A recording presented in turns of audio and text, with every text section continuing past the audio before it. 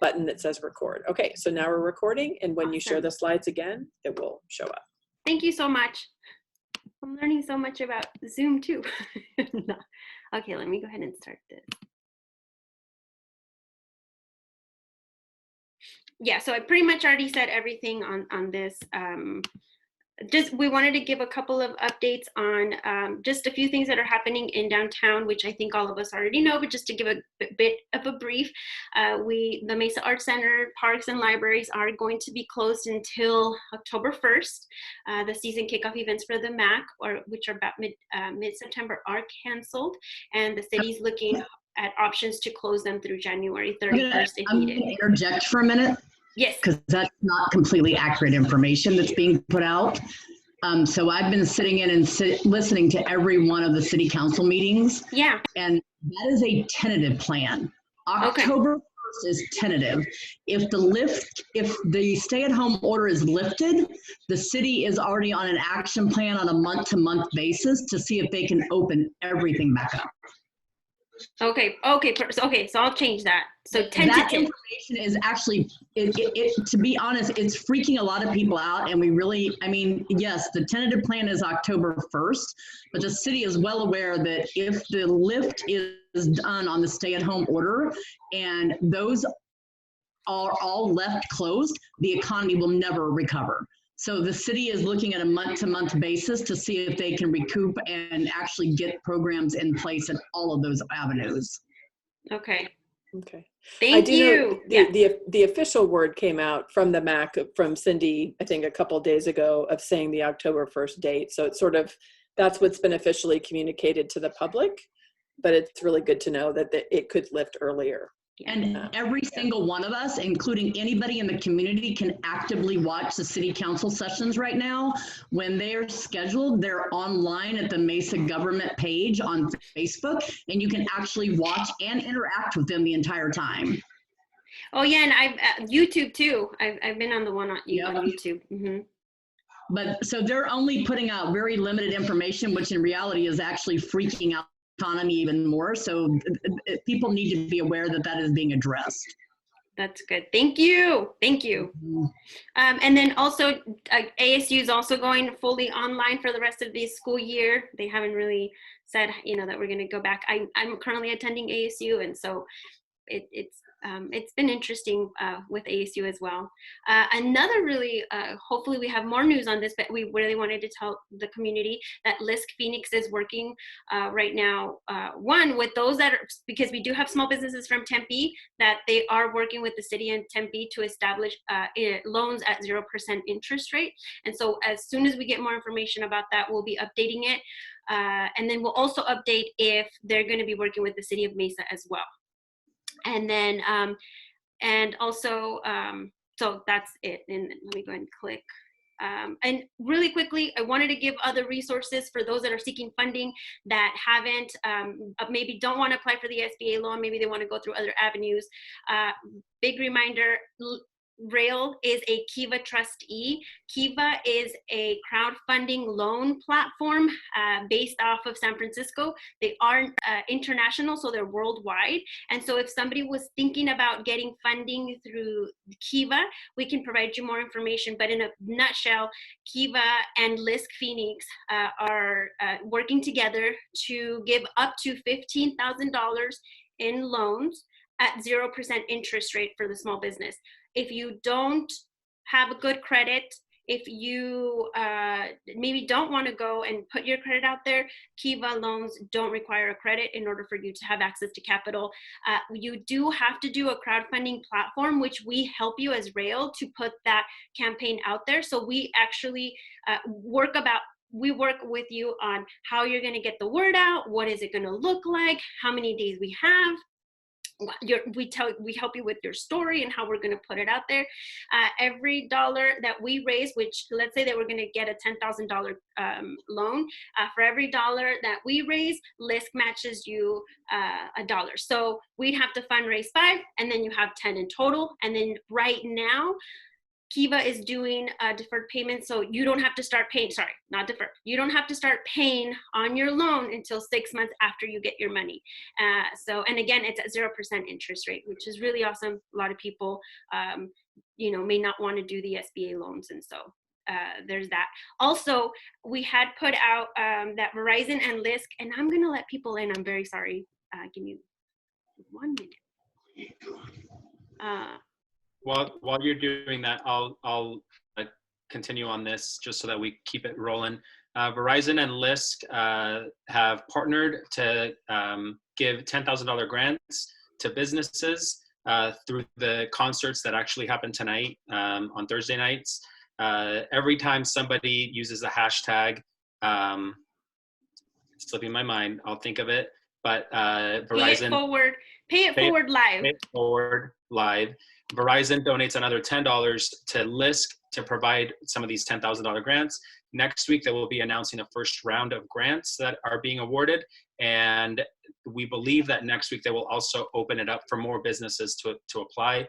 The first round, 55,000 businesses applied. So it's competitive, but it's literally a one-page form that you submit and you can get up to $10,000. And they are giving preference to businesses that work with organizations that Lisk partners with, like Rails. So that's helpful for all of our businesses. Yeah, and I know, and so they're coming out with the second round, which I'm really excited. So we'll send out the information as soon as we get it, that we're able to go ahead and apply again. If you apply in the first round and you didn't get any news, you can apply in the second round, and that's just $10,000 as a grant for you in your small business. And then also I'm pretty sure all of you guys have also heard, but if not, Local First is also doing a grant to small businesses. Right now they've closed because I haven't seen the active link for the Local First application, but as soon as that comes active again, we'll send it out for you guys to be able to apply. And then any resources that we start hearing as far as like grants go, we'll be submitting that to you guys as well, so you guys have a little bit more, hopefully, more buckets to dive into for your small business. And then with that being said, I'm going to give this over to Pam. Cool. So hey everybody, I was thinking as Augie and Laura and I were talking about supporting folks and just figuring out to make sure that everybody had accurate, up-to-date information, because a lot of this information is changing quickly, right? That even people who have been following it, policy has been changed from the SBA, from different banks. And so we just want to make sure that we're providing accurate information, and then figuring out, of those folks who do know about these resources, how many people are interested in applying. As Laura was saying, it's really a personal business choice in order to do it, but having these resources, I think, could make a big difference of helping to sustain your business.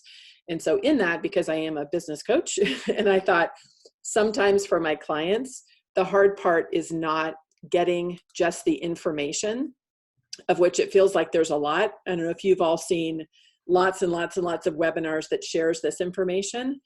The hard part is actually putting it all together and filling it out, and knowing we have such a diversity of different businesses and businesses in different organization states.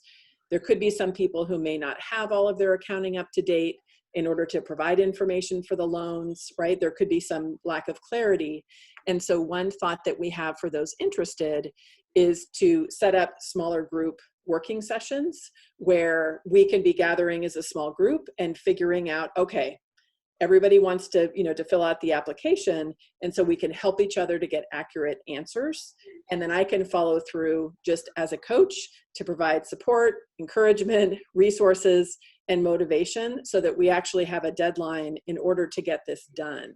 So if there's anybody who operates well that way, who would like to be reaching out and maybe working in a small group, it might be more of a fun way to be connecting. And you can let us know in the chat box right now if anybody's interested in exploring that option. The way that it will work is I can set up some times, find a good time on the calendar where we could have a Zoom session like this. where as we kick off a group, it could be people saying, okay, I want to apply for this grant and here's the deadline I'm looking towards and here's the different obstacles. And then we can have joint working sessions together to help get it done. So if anybody's interested, then just let us know. You can follow up with sending an email to Laura or Augie. And then I can release some slots in my calendar so we can have some Zoom time together. Because that's the part, again, as a business coach, I find it's not that there's not a desire to do it, but often it's hard to know exactly what information exists. So if we can support each other to get it done, I would love to be part of that support and to volunteer to do that. Thank you very, very much. And then also we're going to have this information, a part of the survey that Augie will speak on next. And so if you could do the chat, or you can send me an email, but then also you can put it as a check mark for the small business survey. And with that, I'm going to hand it over to Augie, and I'm going to put myself on mute and then go check the chat box. Thank you, Laura. So just wanted to take a couple of minutes to go through some of the preliminary information that we've gotten from the survey. If you haven't taken it, please go take it. It's important, and I'll explain why it's important. We've right now got about a 30% response rate. We're focusing on the businesses in the corridors that we work in, which are Tempe on Apache Boulevard and Main Street in Mesa. We're also doing it in Spanish with all our Spanish-speaking businesses as a separate survey with the same questions. So of that, the respondents, 73% have applied for the EIDL loan, the emergency loan. About 40% have applied for the PPP, the Paycheck Protection, and we'll talk about both of those. 18% have received flexibility on their rent, and 50% say that they may receive flexibility based on conversations they've had. And all respondents have requested some form of business technical assistance that we ask for in that survey. If you can go to the next slide, Laura. So the things that we want to know from the survey is if you have access to the most current information on loans and grants, as Pam mentioned, who among the group have already applied and who haven't and who's planning to, what things you may need help with in order to apply, to identify the interest in small group sessions. There's a question in there that asks if you want additional help with that, and what other things might be helpful for you to focus on right now, which is the technical assistance. And the way that we're utilizing this information is as we get information from you on the things that you may need some assistance on, we are putting together a team of consultants that will work one-on-one with the businesses to work on the issues that they say that they need help in. We're literally putting that consulting team together as we speak. And we will do that based on the answers. And this is why it's so important that you answer those questions. It also gives us information to give to our funders on the amount of businesses that need this specific help. If you can go to the next slide. So I'm going to jump right into the economic injury disaster loan and the paycheck protection loans and kind of the differences between the two. There's a lot of confusion. As Pam said, there's an ever changing, like by the minute changing.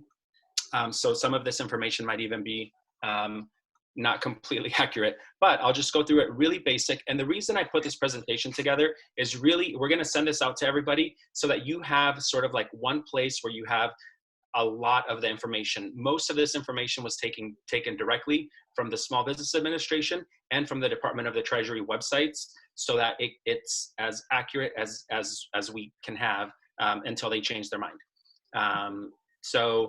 Sort of difference between PPP and EIDL, and I'm just going to refer to them as PPP and EIDL just for short. And a lot of you already know this, so I'm going to go through this quickly so that we have time to have a conversation after this. So the loan amounts on PPP is up to 10 million, which the way that you determine that is 2.5 times the average monthly payroll. And for the EIDL loan, it's up to $2 million, and it's based on the type of business and financial resources you have. The term of each loan, PPP, is 2 years with 6 months deferred payment on the first payment.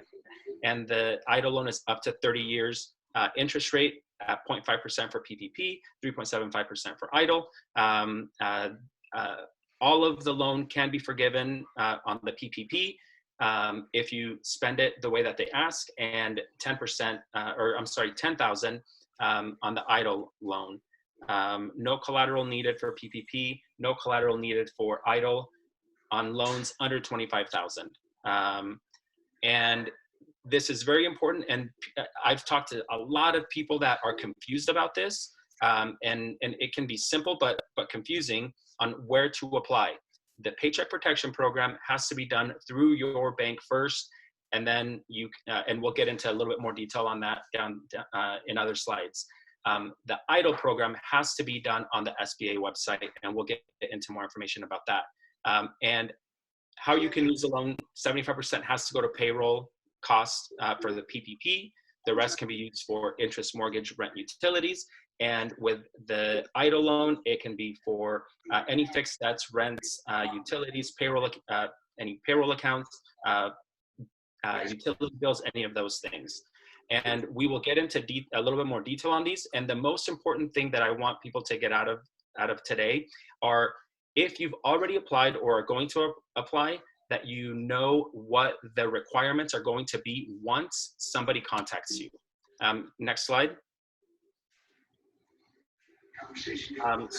And a lot of this we've already gone through. So, but EIDL is $50 billion program. SBA initially said that they would send out $10,000 advances within 3 days, but that hasn't happened. And if the bank, or if you haven't received any notification from the SBA, which most people haven't, do not apply again. Do not try to reach out to them. It'll just bog things down. They're just kind of getting through this stuff. And if you've already applied, a representative from the SBA will be in contact with you for the full application process, which we'll get into in a few minutes. Next. So this isn't, next slide, we can, that just has the link to the EIDL program. So when you get this, you can go onto that. How much can I borrow? We've kind of covered some of this, the terms, the eligibility, and $10,000 can be awarded automatically. And even if you don't, even if you don't qualify for the loan, once the SBA contacts you, that $10,000 is, you don't have to send it back if you use it for the purposes that they say. Next. So I want to get into some of the basic filing requirements. So with the EIDL loan, you fill the application out online. An SBA representative will get in contact with you, and these are the things they're going to ask for. It is critical that everybody that's applied, all of these are hyperlinks, so you can go on there and actually get these forms and start filling those forms out. It is critical that you start to put all of these things together so that when the SBA gets in contact with you, you have as complete of an application as possible, because they are going to just move on down the line if you don't have all of these things. So this is a list of the forms that they will ask for, and these are direct links to the IRS and to the SBA. Next slide, please. Quick question. Yeah. So on those requirements, like, we don't have a tax return, nonprofit. So how do we give them something we don't have? You don't have a tax return because this is your first year. No, GP Mesa Fest is a nonprofit. So nonprofits are treated differently, and we can get into that offline and have a discussion on how nonprofits. I'll definitely need your help, because I'm running into two problems. One with this, the EID, because I've already applied. And because we're a nonprofit, I don't have the information they're asking for, so I don't even know how to give it to them. But nobody's directly contacted me. And then the PPP with US Bank, I've already applied online through US Bank. However, nonprofits are the bottom of the list. And we'll get to that when we get to PPP. And be sure to take the survey and click on that. I've already done it. All right, awesome. So next slide. So these are some additional requirements that everybody is going to have to put together. A complete copy of the most recent federal income tax return for the principals, generals, general partners, and managing members. And this is anybody that's a part of the corporation that has more than 20% stake. You're going to have to also put together federal income tax return, or if the income tax return has not been filed, a profit and loss statement and balance sheet for that tax year is going to have to be produced. So you will need a P&L and a balance sheet for the year of 2019 if you haven't filed taxes yet. And you will also need the current year-to-date profit and loss statement and some additional filing requirements for monthly sale or monthly sales figures, and the form is linked there as well. If you don't have a profit and balance sheet, and that is the case with a lot of small businesses, especially the micro enterprises, please take the survey. Let us know that you need assistance with the bookkeeping and financial statements, and we are working to bring some consultants on that will help you put together these financial statements. Next slide, please. This is directly from the SBA website. They are strongly suggesting, and the bold and capital letters, I did not add those. This is their writing. We strongly suggest that once you are registered, you download and print out the application, familiarize yourself with it, and put everything together manually, and then submit it online once you're contacted by an SBA representative. We want you to have a complete application up front. If the application is incomplete, it will be set aside and you will be notified what's missing and fall to the back of the line. So this is super, super important for everybody that's filed to put all of this stuff together. If you need help doing all of this stuff, let us know, and we will do everything that we can to help support in the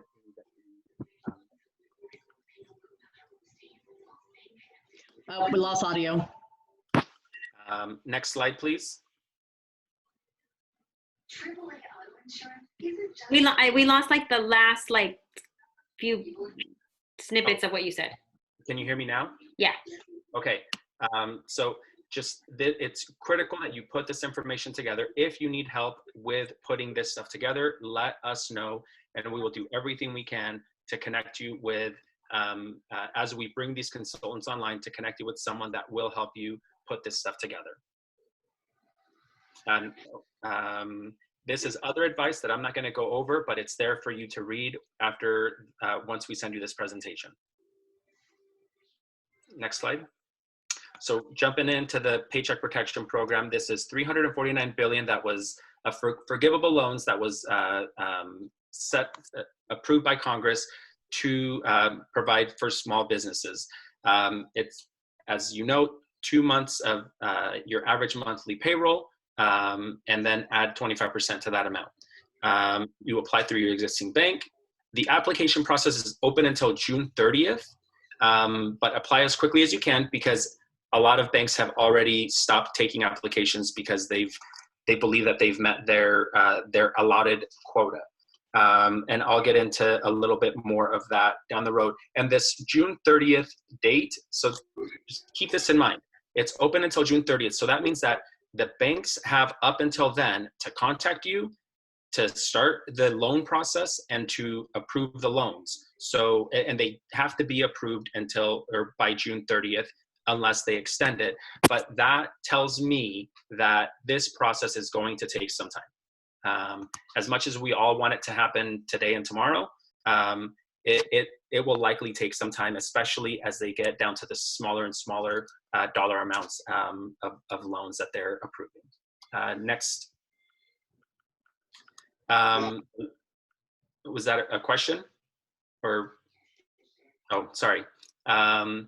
The terms on this is 6 months, 1% accrued during that time. The loan is due in 2 years, no collateral necessary, no personal guarantees, and the full loan will convert to a grant if it's used the way that the SBA requires. Next slide. So what can I use this for? Payroll costs, interest, mortgage, rent. But all of your mortgage, rent, and utilities have been in place before February 15th. Next slide. So what counts as a payroll cost? This is salaries, wages, commissions, or tips. I know that a lot of the businesses that we're working with have tipped employees. You can include the tip as a part of the total salary so that your loan and convertible loan can be large. So make sure that you include that in your as you're putting this together. It also includes employee benefits like health insurance, insurance premiums that the company pays, payments to retirement, family leave, all of that good stuff. It also includes state and local tax payroll taxes. And for, You're fading, Augie. am I breaking up? I think you have like your hand on your speaker, maybe. Yeah, is there something you're touching on the speaker? Oh, Yeah. sorry, I did have my hand. Is this better? It's Yes, perfect. yeah. Much All better. right, I may have, and I never realized that was the case. For sole proprietors, wages, commissions, income earned capped at $100,000 for each employee. Next slide.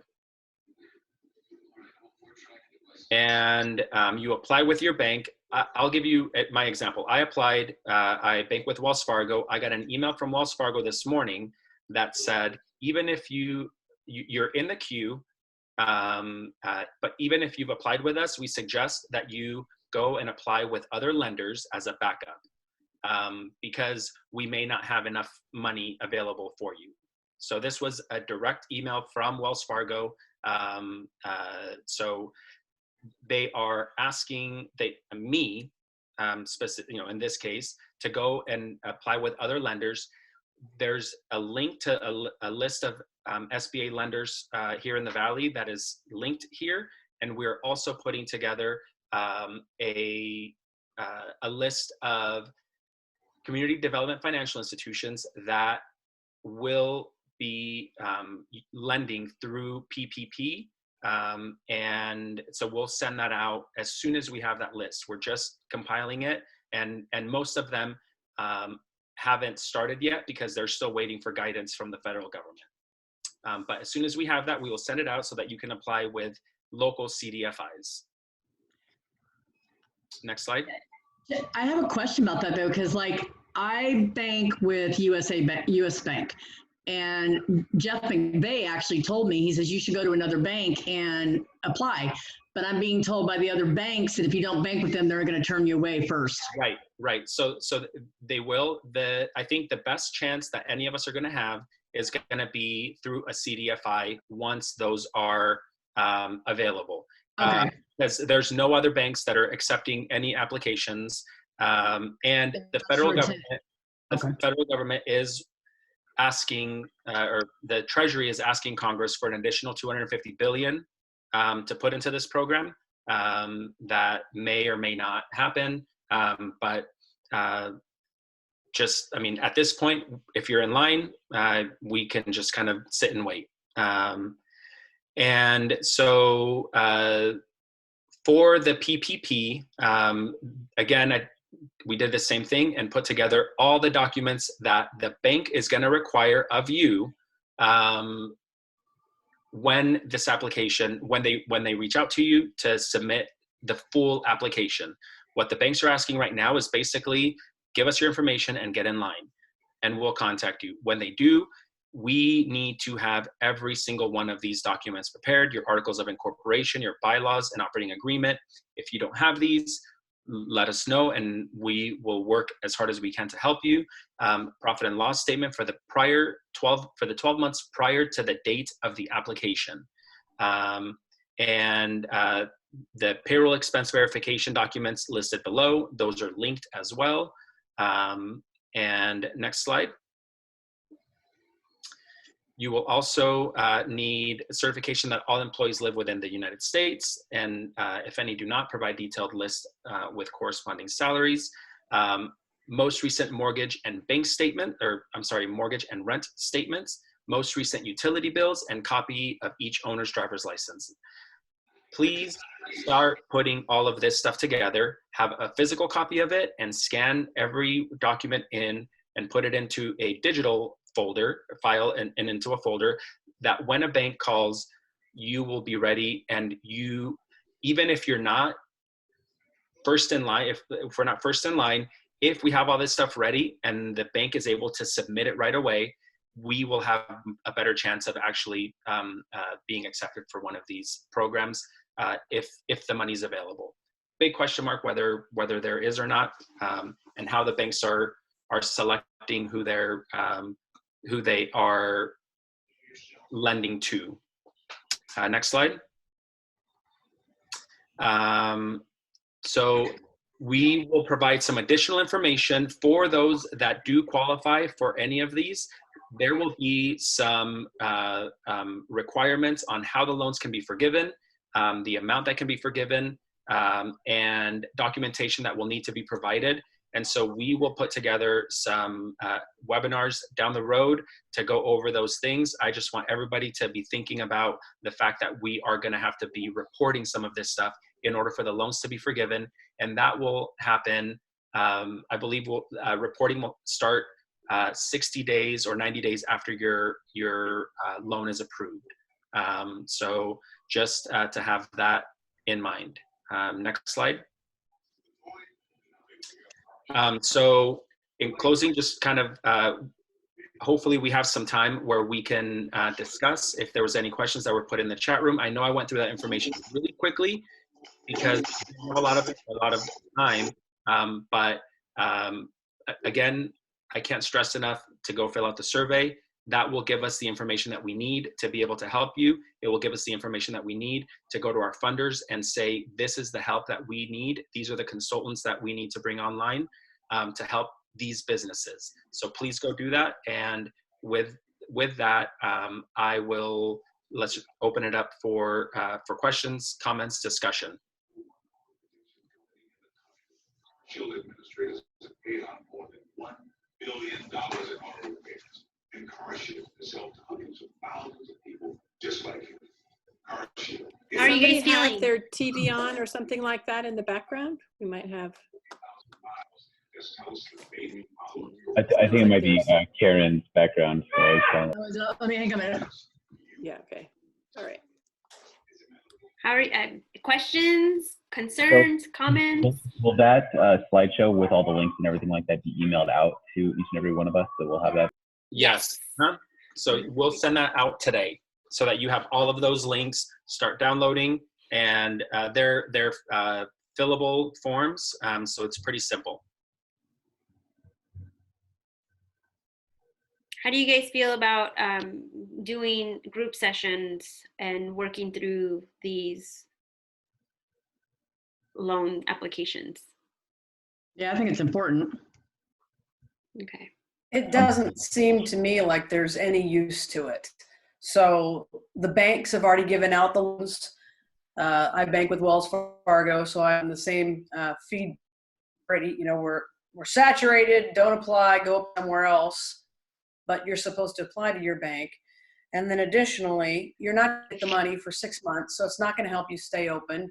We know we're going to be closed down for at least a couple months.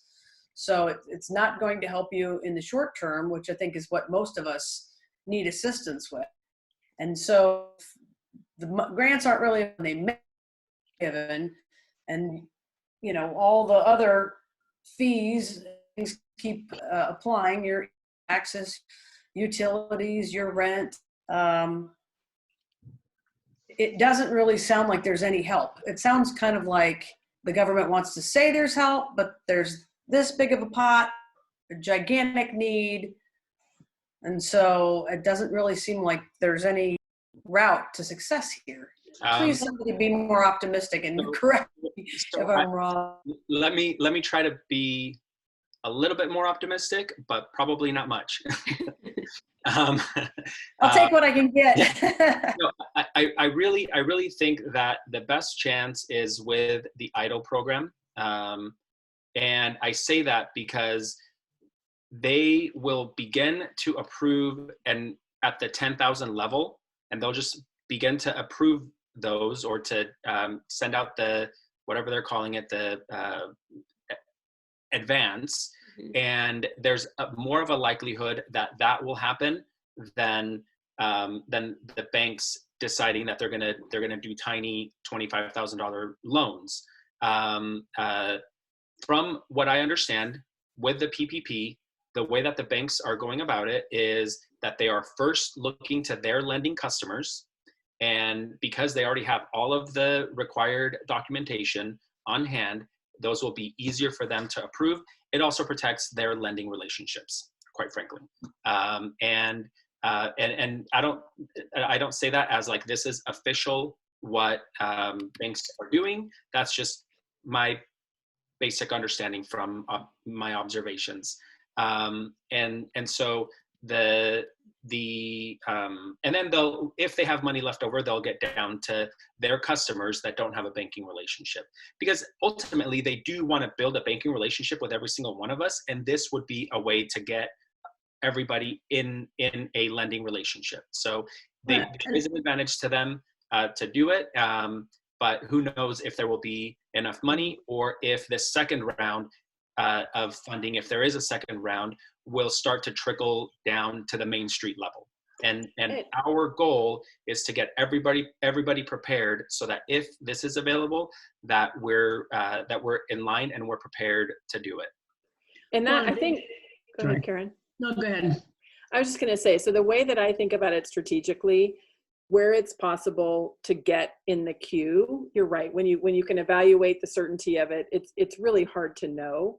But from a risk mitigation perspective, knowing there is this opportunity that's a relatively shorter process in order to gather the information together, is getting it in there so that it's filed in the places where you want to be applying. And then I think part of what we can begin to build is a scaffolding of other types of resources that are available, because there are unique things sometimes for women-owned businesses, for like different elements that are coming together to begin to create this scaffolding of like, what are different ways that we can look at based on your individual situation of really what you need to work on, kind of what's the plan. And I guess who knows exactly how it's going to go down, but I know my thought is, Augie and Laura and I were talking about, if at least we can get people applied and in the queue, then in the case where something happens, miracle happens, and you get the resources, that's great, even if it's later. Once that is done and filed, then you begin to work on the rest of that triage. What are other resources available, negotiating with landlords, other loans, etc. So that's the way I think about it. And that's what I was going to say, Christina, I understand your point, because to me, all this federal money, it's magic money. That's what we're calling it on this side of town anyway, because nobody knows when or if that's, people are saying, oh, you're going to get extra money for unemployment, but yet I know nobody that's actually received unemployment. They're talking about the $1,200 money going into your magic bank account. Again, nobody's seen that either. So this to me is just more magic money, but I am going to say, like the Local First loan, the grant Local First is doing, I would recommend applying for that. I've already applied and received my check. My check's in the bank. So that at least gives me a little bit of a buffer for the month of May. My other thing is, and I think this is going to affect Dorian, I don't know who else my property owner owns, but they allowed us to freeze May's rent. So my May rent's going on my books, but I have the rest of my lease to pay it. So is it going to put us in a bind down the road? Possibly, if this doesn't come out sooner than later, but it's at least, $2,100 I don't have to come up with May 1st when I'm not even in business right now, technically. I mean, I'm there, but I'm not being able to have customers come in and shop and do anything else. So have you reached out? I don't know who your owner of your building is, but I would definitely start there.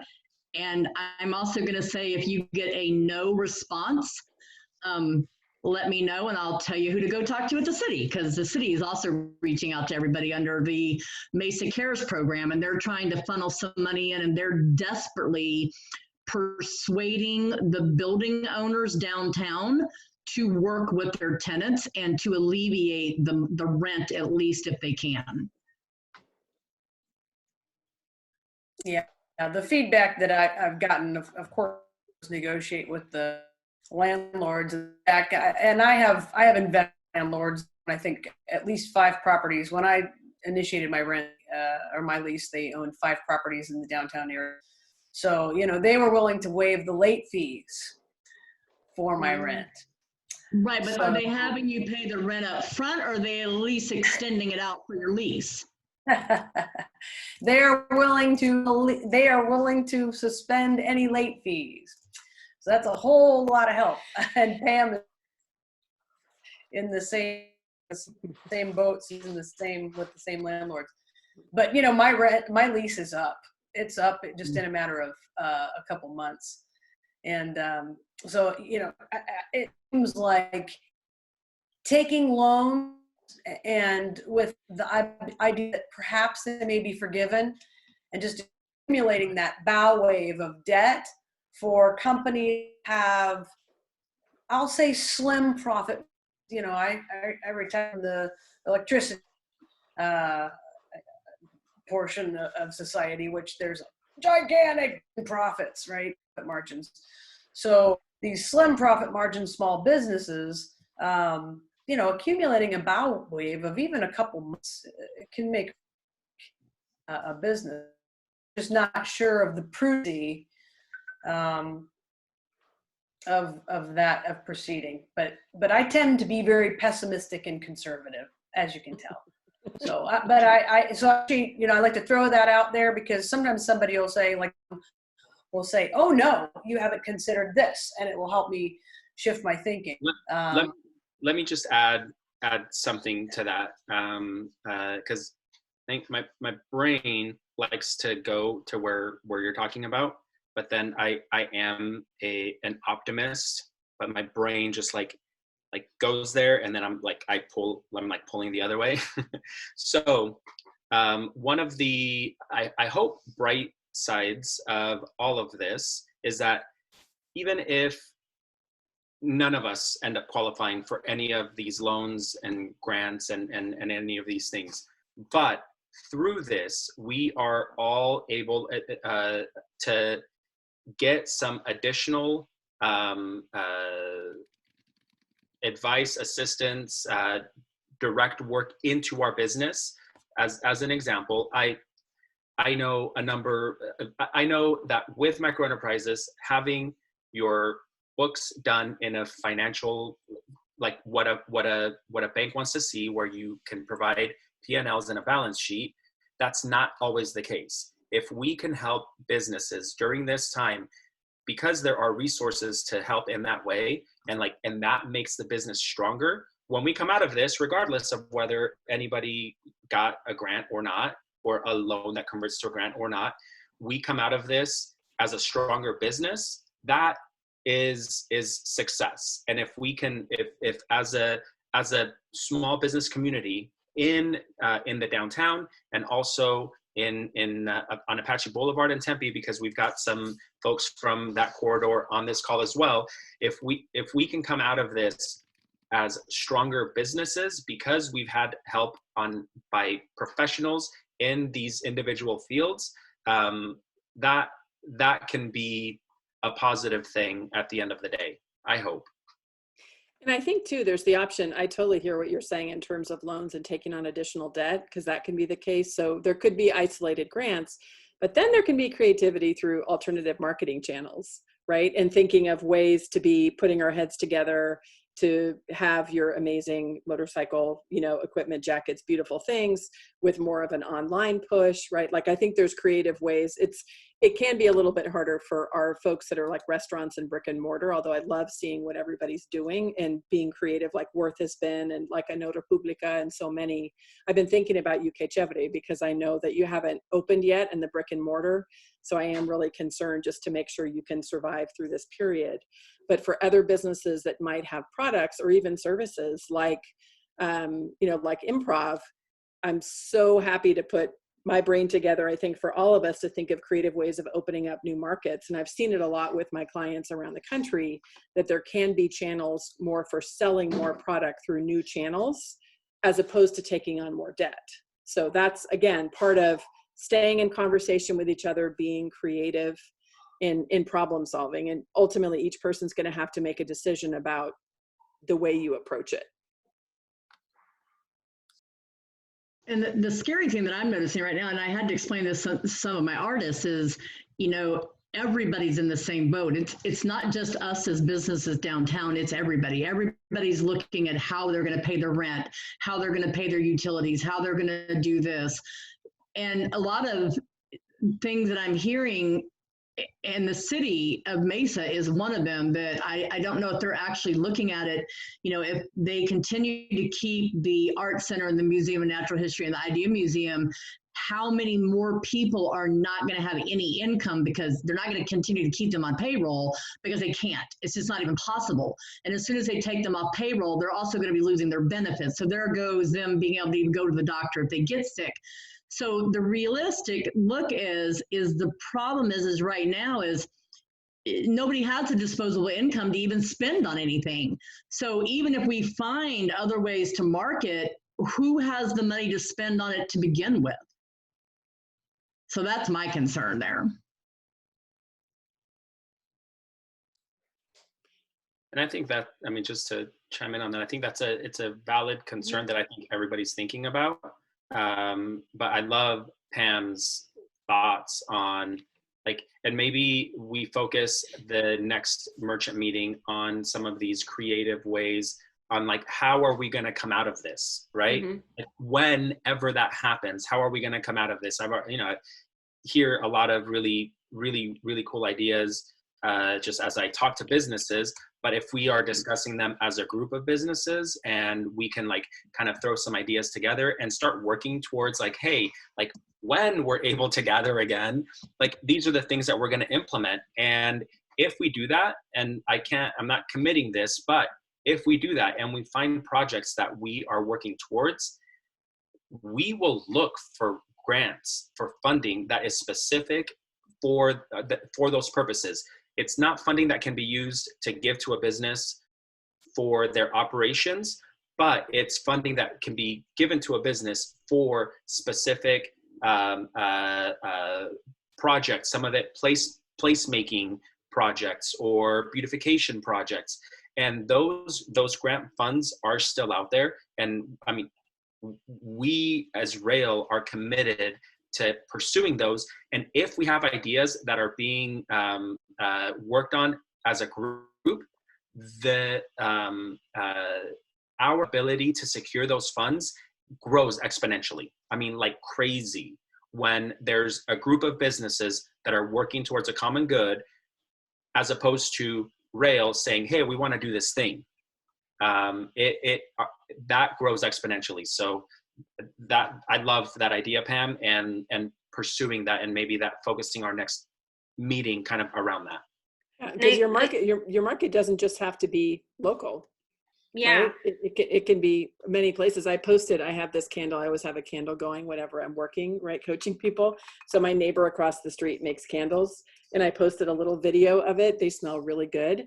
I kid you not, I had 25 people who wanted those candles. So now I'm working with my neighbor to send her candles all over the country, right? Because it was visibility for it. So that's part of the strategic marketing. Your market is not just your local market. And that's one thing I've noticed too, just with this, just Zoom calls at, we help a corridor, when you're walking, it's one thing, but then now we're online. So I'm like, oh wait, we can invite everybody. So let me, and I think having just that conversation, I'm like, who else can we target? Who else can we get? Who is not losing their jobs right now that can we, hit and hopefully want our products and services. One thing that I thought might be useful in all of this is that, like, hi, I'm Dorian, everybody who doesn't know me. I run the improv comedy theater here in Mesa with my wife. And obviously we can't do anything.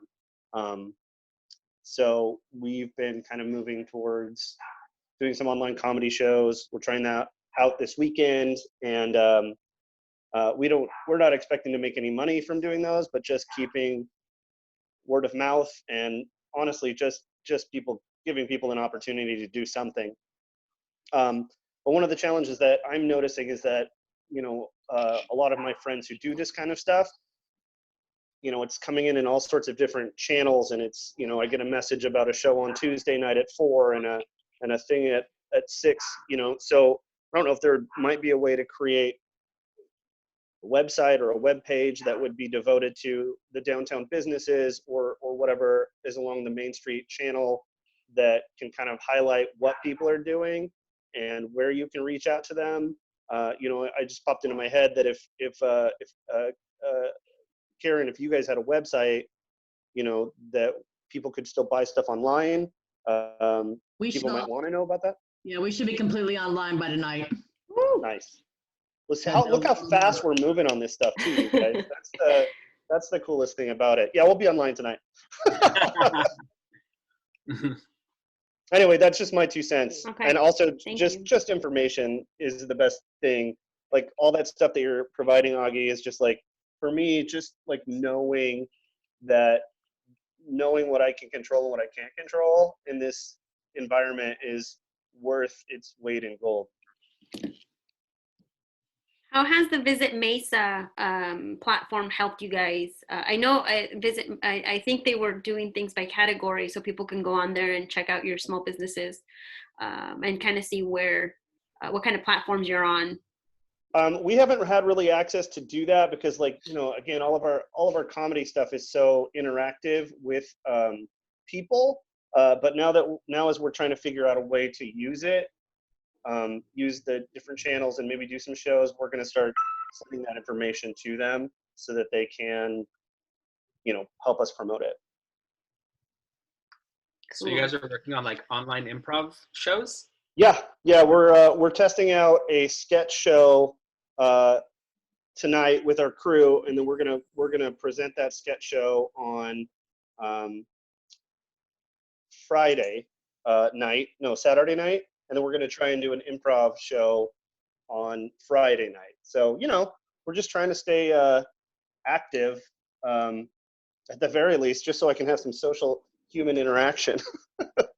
Mm-hmm. Yeah. Anything else before we say thank you and appreciate you guys for taking the time to giving us an hour?